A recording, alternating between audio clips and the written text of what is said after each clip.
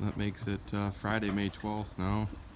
Seed, the urea spreader's unhooked. We're gonna go get the roller, and I'm gonna go fill the drill right now up here because we're waiting on just a little bit more starter fertilizer they're gonna deliver to the field. So we got to wait on that. So we might plant some beans to start with and finish the corn this afternoon. A little easier than throwing bags.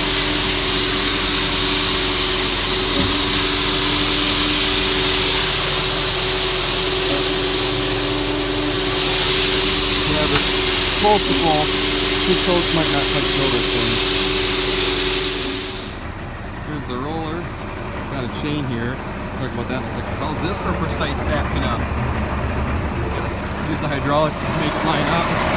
But the tender truck for the starter fertilizer got stuck. So we're going to, that's why I got the chain. Just a little more. Maybe right there. So we gotta go pull them out when I get out there with this. I thought they called and said he was stuck here. I couldn't find him. A little more. But that's okay, I'll go find them and pull them out. The planter's got what it needs. Tender truck's out. This thing is absolutely plumb full. There's some sort of popping noise in the rear hubs or axle or something, so I think the old girl's trying to throw the white flag. So we're going to, we thought maybe we'd do both, you know, plant beans this morning because we didn't know when the tender truck was gonna come. But I think we're gonna pull her in the field and unfold it and unhook it. And probably when we finish corn planting, we'll run the corn planter back, unhook that, come back out here and hook onto this with the other tractor. I mean, it's got the full-blown auto steer. This has a light bar in it, but if it's gonna be popping and snapping in the rear, making noises, I think it's gonna be time for this thing to get either get some major work or retired. I think the 8440 on the fertilizer cart was making some noises too, but I don't know.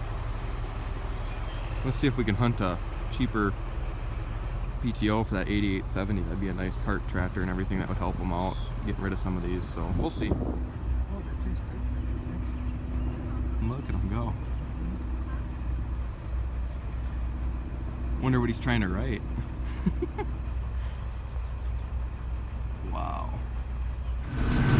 Well, I'm out here rolling, and see here, maybe you can't see, it's so dusty. They're calling for some heavy rain on Monday. Monday wet, you know, Monday, most of the week's supposed to be wet. So it's Friday today, so we're going to beat the bandit. And I think the 8430 on the drill, I think we're going to take it off the drill because it's acting up. We don't want to have issues once we get rolling here. So we'll finish planting corn. There's like another 55 or 60 acres or something. And probably unhook that thing right there and then just hook on to we'll run the corn planter home. Where is it? Right over here. Run the corn planter home and come back out with that tractor, hook on. But there's two theories behind rolling. Last year when we planted beans with the roll planter, or my uncle, and he built this thing out of a field cultivator, he rolls behind the planter. And that theory is, you know, the planter does a pretty good job at depth placement and everything with the seed. The theory behind rolling after the planter is that it makes the dirt, you know, you come into contact with the seed. When the dirt has contact with the seed, if I understand it correctly, it helps it, you know, get out of the ground a little earlier. When there's dirt touching the seed, it helps it germinate or whatever. So that's that theory. We're drilling. We did that last year when we roll planted the beans. When we're using the drill this year, we're going to try it again. We roll in front. Now the theory behind that is that it will, you know, it makes it a lot smoother. You can see over here it's flat. Over here it's a little rougher. The drill has a little harder of a time, at least our drill has a little bit harder of a time with you know, depth placement and just seed placement in general. So making it flat with the roller in front really makes the drill do a night and day difference in doing planting. So if a person had time and we weren't so stretched in, and he wanted to spend the extra money in fuel and wear and tear and everything, I guess a person could roll after the drill as well, so roll in front of the drill and roll afterwards, but he's had great luck with just rolling in front of the drill, and that's it, because you're still making it level, you're still smoothing it off for the combine. You're just coming through one pass with the drill, and it really doesn't disturb that much, and it's all even when the drill goes through, not like the field cultivator, it's a little more rough, so that's just what we do. Putting a couple new shovels on the mulch finisher this morning. I'm gonna go try to work some, let it dry out, pick rock, and then maybe come over here and help him hook up to the drill, and then we'll get at it maybe this evening. I don't know, it's 1 o'clock in the afternoon already. We had to fill the drill this morning and unhook the fertilizer cart, hook onto this thing, grease this thing, and pull a fertilizer truck out. So it's just been one of those days, so we'll see what we can get done. I think we'll for sure get the corn plant as well, so thanks for watching. Well, I'm out here on plowed ground, so it's a little slower going. Still got the flag flying high. Turn my radio down here, but it's a little rougher going, but I'll tell you what, normally on plowed ground we'd have to work it twice, but this mulch finisher here, I mean, you can see the job it's doing. It's beautiful. Absolutely beautiful. But, oh well, the plowing, it does bury the trash a lot better. There's pros and cons to plowing versus ripping. But, well, a little bit of both. This field was 95% plowed. So, it was a little rougher going, but it's smoothing off real nice on the first pass. I think I'm only going to have to go over it once. A lot of big rocks on this field. The neighbor guy saw my flag, and he liked it. He got his big flag out. Now he's got he had a little flag on top of his cab, I guess, to begin with, but now he's got a big flag on his digger. Anyway, zoom in. You can see it's not flapping, it's hiding behind the wind there, but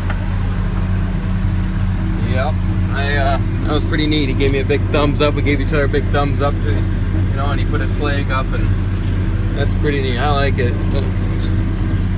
Kind of gets people, I don't know, thinking, I guess. Not a big fan of the media. All they ever talk about is Republicans this, Democrats that, and whatever. I don't get too involved with it, but you ain't gonna get anywhere for always constantly butting heads. This time, the darn thing's not cooperating. It's flying the other way right now, but we gotta start working together. It's the only way things will get better. But the wind goes better the other way. It flaps really good. But there it is. There his flag is. He got a big one like mine. It's like a 4x6. So, well, he's planting the last of the corn right now. I'm just gonna try to work a bunch and hope it dry out. But you can just see how much dustier it is today on plowed or ripped ground. And that's just because the moisture comes out of the ground a lot better when it's ripped or plowed in the fall. We're working that unworked soybean stubble from last fall. That just hangs on to the moisture a lot better. So that's why it's so much dustier over here. We're literally just across the road from where we were planting beans. You can barely see the unit here. So turn around here and just get a short clip of the digger flap, or the flag flapping. Sorry, neighbors.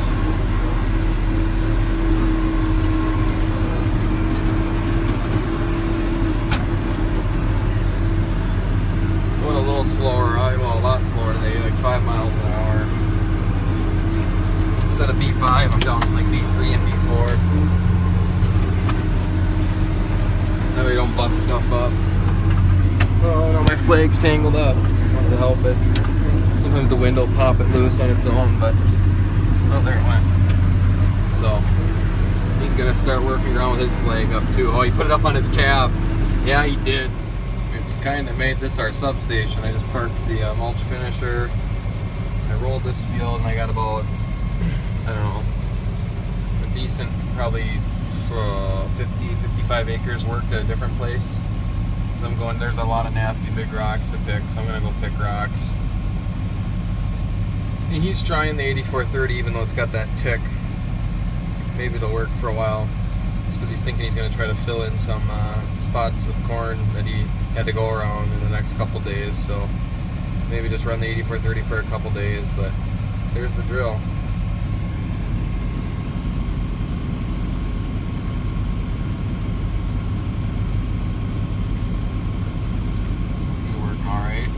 Got some starter on there, and that's going in the ground too. So, but you can see it really doesn't. You can't really tell the difference between where it's rolled and where the drill went. So, it's a good thing that you rolled first. So all the corn's in except for a couple wet holes, which would probably amount to about 5-10 acres or less. So, on to the beans. This is kind of what I'm battling out in this field. I mean, you can just see them everywhere. Big rocks, big rocks. I got this thing plump full. The basket cat lid is starting to get pushed back. They're big rocks. I got some in the or the scoop here, whatever you want to call it. Gonna help carry an extra few because this hill is bad. So probably finish off the night picking rock over here because I mean they're everywhere on this piece. The next piece I worked isn't any better, so I'm not gonna be able to come out tomorrow. So. We're gonna have fun picking rock tomorrow too, so it's just one of those things that's got to get done. So thanks for watching. Probably be it for a while. I gotta go back to work Monday, so maybe I'll try to sneak out here just for a couple hours here and there just to kind of see where things are going, maybe help them along during the day. But if the videos die off, I got a long stretch of work, like 8 days in a row, so bear with me. Alright, here's the drill. Rolling. Slow down just a little bit to my tracks from when I was picking rock. It's just so powdery out here that they're pretty bumpy to go across. That once I get over here, there's no rocks. I didn't even drive over here. Kick her down. Go probably 10 mile an hour. Just probably going to do this field. After this field, we'll have about 30 acres in. Planted about 60 acres of corn this afternoon, and now about 30 acres of beans. We didn't really, this morning, we got busy filling the drill, and then we were just working on a few things, working on the digger. I don't think we got going until 1 o'clock. I bet you it was 1 o'clock before we got planted. So. Pretty good afternoon, doing all that other maintenance stuff that's got to get done too, so I'm going to try to get down here. As you can see, the sun's pretty much down, but I'm going to finish up here and then I'm going to run the planter back to the farm site, and when he finishes up here, he's got a pickup he can drive back, so I'm just about done here. I got another probably 5 acres to do. Well, home sweet home with the corn planter. These things, I'm pretty sure deer's got them brighter than the actual hazards on the outside. They will blind your night vision. Just pulling in here with the corn planter. You probably can't see it very well here. I'm just about here. I must have worked up about 75 acres today. Picked rock on about 30 of it, and then also rolled about 30 of it. And he planted about 60 acres of corn.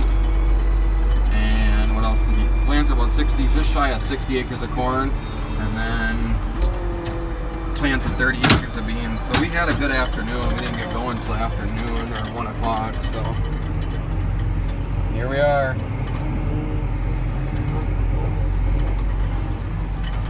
Maybe you can just see the tank with these headlights. It's a long rig.